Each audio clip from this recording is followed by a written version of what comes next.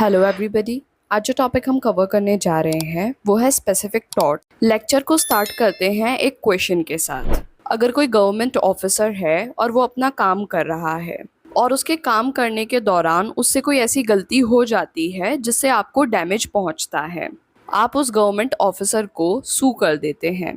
अपने आंसर्स को comment section में पोस्ट करके बताइए कि क्या वह गवर्नमेंट ऑफिसर लायबल होगा या नहीं होगा। टॉर्ट्स तब होता है जब एक व्यक्ति के द्वारा दूसरे व्यक्ति को नुकसान पहुंचाया जाता है और यहाँ दूसरे व्यक्ति को अधिकार है कि वो उस व्यक्ति को सू कर सकता है जिस व्यक्ति ने उसको नुकसान पहुंचाया है। स्पेसिफिक टॉर्ट्स में बहुत सारी चीज़ें आती हैं जैसे कि नेग्लिजेंस, न्यूसेंस, ट्रेसपास, डेफेमेशन। तो आज हम इन्हीं को कवर करने जा रहे हैं। न्यूसेंस, जो शब्द है न्यूसेंस उसे एक फ्रेंच वर्ड से डिराइव किया गया है जो कि है न्यूड, जिसका मतलब होता है अनोयंस, हार्म या डिस्टर्बेंस। हर एक व्यक्ति का अधिकार होता है कि वो अपनी प्रॉपर्टी को पीसफुली एंजॉय करे। न्यूसेंस का मतलब होता है अनलॉफुली इंटरफेयर करना। अगर कोई व्यक्ति अपनी लैंड को और अपने राइट्स को एंजॉय कर रहा है और यहाँ कोई दूसरा व्यक्ति आकर अनलॉफुली इंटरफेरेंस करता है तो इसे हम न्यूसेंस कहते हैं।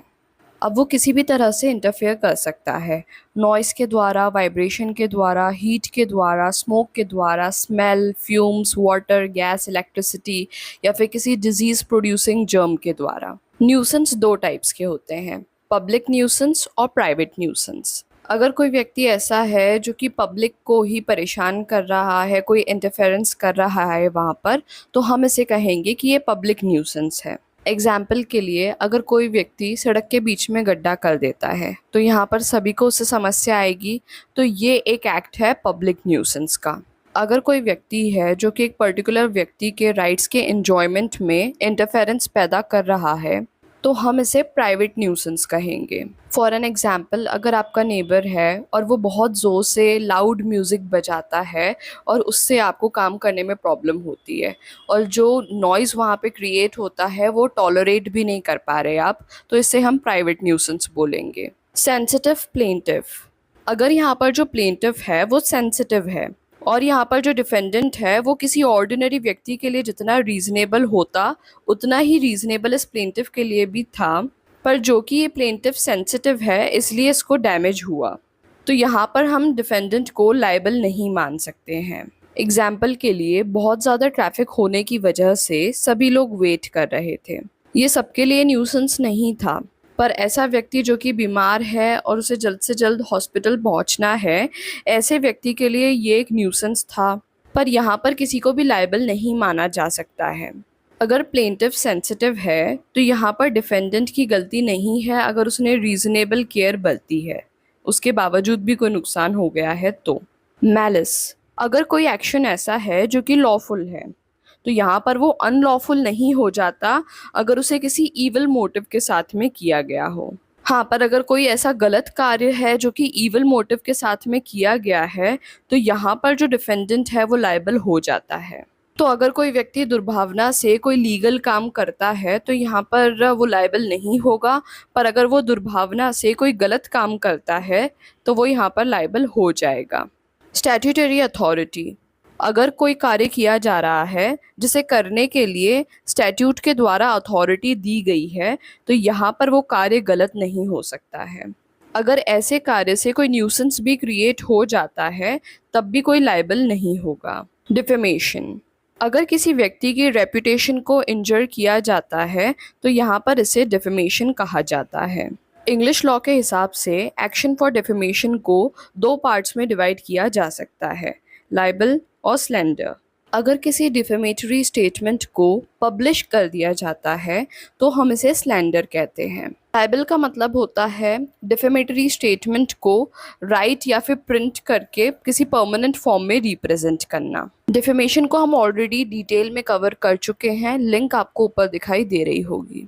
नेग्लिजेंस, आम भाषा में हम नेग्लिजेंस को केयरलेसनेस बोलते हैं, पर जब बात आती है लीगल टर्मिनोलॉजी नेग्लिजेंस की तो इसका मतलब निकलता है कि जितनी केयर और जितना प्रिकॉशन आपको एक्सरसाइज करना चाहिए था आपने उतना केयर और प्रिकॉशन एक्सरसाइज नहीं किया।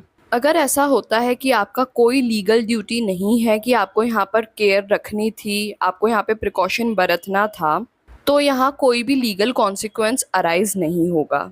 नेग्लिजेंस एक ऐसा तरीका है जिससे बहुत सारे हार्म्स कॉज किए जा सकते हैं। अगर सही तरह से सावधानी ना बरती जाए तो बहुत सारे हार्म्स हो सकते हैं। नेग्लिजेंस इंटेंशनल या फिर डेलिबरेट हार्म से डिफरेंट होता है।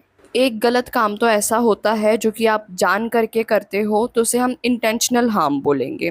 पर नेग्लिजेंस में जो आप हार्म करते हो वो आप आपकी लापरवाही की वजह से कर रहे हो। एग्जाम्पल के लिए, अगर आप सड़क पर सही तरह से गाड़ी नहीं चला रहे थे और आपकी वजह से किसी अन्य व्यक्ति को चोट आ गई या फिर एक्सीडेंट हो गया, तो ये एक एग्जाम्पल है नेग्लिजेंस का। अब यहाँ पर ये बात ज़रूरी हो जाती है कि जो व्यक्ति डिफेंडेंट है उसकी ड्यूटी भी होनी चाहिए कि वो यहाँ पर प्रॉपर केयर बरते। अगर उसकी ऐसी कोई ड्यूटी नहीं है तो यहाँ पर उस व्यक्ति को लायबल नहीं ठहराया जा सकता है। एग्जाम्पल के लिए, एक लड़की ने कैफ़े पे एक कोल्ड ड्रिंक की बॉटल खरीदी। कोल्ड ड्रिंक में कोई इंसेक्ट था। उस लड़की ने वो ड्रिंक पी और उसे बाद में पता पड़ा कि इसके अंदर इंसेक्ट था। तो यहाँ पर उस लड़की को हेल्थ प्रॉब्लम्स हुई उसकी वजह से, और उस लड़की ने यहाँ पर जो शॉपकीपर है कैफ़े का, उसको सू किया। पर यहाँ पर ड्यूटी मैन्युफैक्चरर की थी, उसको ध्यान रखना चाहिए था कि ऐसी गलती ना हो। Breach of duty. Breach of duty का मतलब होता है किसी पर्टिकुलर सिचुएशन में आपको जितनी केयर बरतनी चाहिए थी आपने उतना ध्यान नहीं दिया। एक रीज़नेबल व्यक्ति, एक ऑर्डिनरी व्यक्ति जितनी केयर बरतता आपने उतनी केयर भी नहीं बरती, तो इसे आप ब्रीच ऑफ ड्यूटी कहेंगे। अगर कोई मामूली व्यक्ति, कोई ऑर्डिनरी व्यक्ति जितनी केयर बरतता, अगर आपने किसी सर्कमस्टेंस में उतनी केयर बरती थी, उतना ध्यान रखा था, तो यहाँ पर आप लायबल नहीं हैं। एग्जाम्पल के लिए, एक एम्बुलेंस को जितनी स्पीड अलाउड है उतनी एक ऑर्डिनरी व्हीकल को अलाउड नहीं है। तो यहाँ पर अगर एक ऑर्डिनरी व्यक्ति इस तरह से ड्राइव करता है तो इसे हम कहेंगे कि ये ब्रीच ऑफ ड्यूटी है। Remoteness of damage. एक बार जब टॉर्ट कमिट हो जाता है तब यहाँ पर सवाल आता है लाइबिलिटी का। किसी भी रॉन्गफुल एक्ट के कितने भी कॉन्सिक्वेंसेस हो सकते हैं और उन कॉन्सिक्वेंसेस के फर्दर और भी कॉन्सिक्वेंसेस हो सकते हैं। एग्जाम्पल के लिए, एक व्यक्ति साइकिल चला रहा था और उसने दूसरे व्यक्ति को जाकर हिट किया जो कि पैदल चल रहा था। पैदल चलने वाले व्यक्ति के पास में बॉम्ब था। जब साइकिल चला रहे व्यक्ति ने उसे हिट किया तो ये जो बॉम्ब है वो एक्सप्लोड हो गया। जो व्यक्ति पैदल चल रहा था और उसके आसपास के कुछ लोगों की डेथ हो गई। एक्सप्लोजन की वजह से आसपास की बिल्डिंग में आग लग गई। जो महिलाएं और बच्चे बिल्डिंग के अंदर थे उनको भी इंजरी आई। अब सवाल ये आता है कि जो व्यक्ति साइकिल चला रहा था क्या वो व्यक्ति लायबल है? तो इसका जवाब है कि वो व्यक्ति लायबल नहीं है, क्योंकि जो एक्ट के कॉन्सिक्वेंसेस हैं वो ज़्यादा रिमोट में नहीं आए हैं, सारे कॉन्सिक्वेंसेस आसपास ही आए हैं।